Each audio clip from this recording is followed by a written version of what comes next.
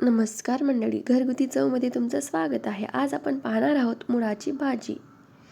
झटपट अशी आणि मोजक्यात साहित्यात बनणारी. चला तर मग आपण सुरू करूया. मी इथं मुळाचे पानं घेतलेले आहेत. त्यांना छान असे धुवून घेतलेले आहेत स्वच्छ. 2-3 पाण्यात धुवून घ्यायचे. त्यांना आता आपण बारीक कट करून घेऊ. बारीक असे कट करून घ्यायचे.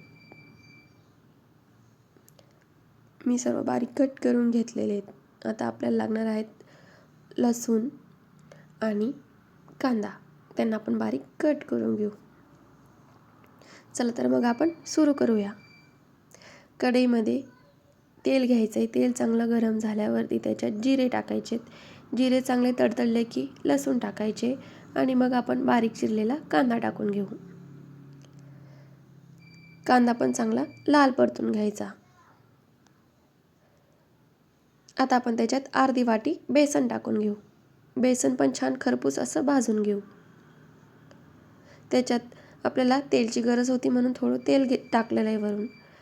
आता आपण त्याच्यात कोरडे मसाले, हळद आणि मीठ आणि तिखट टाकून घेऊ. त्यांना छान परतून आता त्याच्यात आपण जी मुळाची भाजी चिरली आहे आपण ती टाकून घेऊ. छान असं परतून घ्या. परतल्यावर त्याला झाकून देऊ आपण 5-10 मिनटं.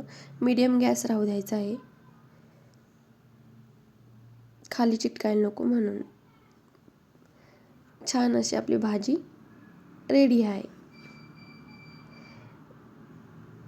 दिसायला पण किती छान दिसते. एकदा नक्की ट्राय करून पहा.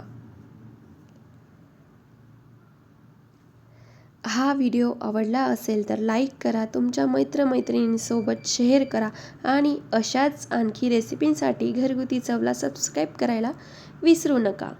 पुन्हा भेटूया पुढच्या व्हिडिओमध्ये. तोपर्यंत पौष्टिक खा आणि आनंदी राहा. धन्यवाद.